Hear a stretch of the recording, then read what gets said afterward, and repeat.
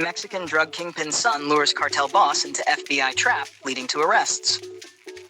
Ismael El Mayo Zambada, a founding member of the Sinaloa Cartel alongside the now-jailed Joaquín El Chapo Guzman, was recently apprehended in the United States under dramatic circumstances involving a betrayal by Guzman's son, Joaquín Guzman Lopez.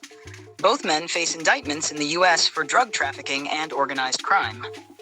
According to the Wall Street Journal, Guzman Lopez deceived Zambada into boarding a private plane under the pretense of inspecting airfields for drug operations.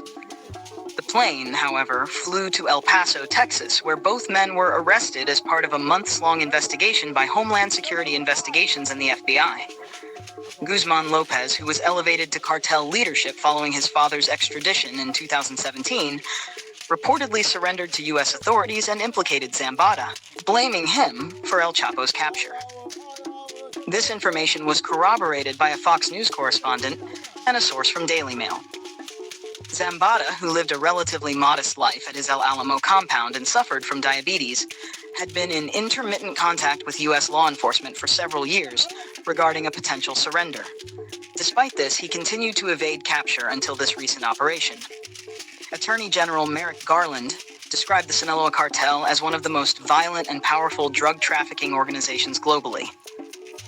He detailed that Zambada and Guzman Lopez are now part of a growing list of cartel leaders being held accountable in the U.S., including Ovidio Guzman Lopez, another of El Chapo's sons, and Nestor Isidro El Nini Perez Salas, the cartel's alleged main hitman.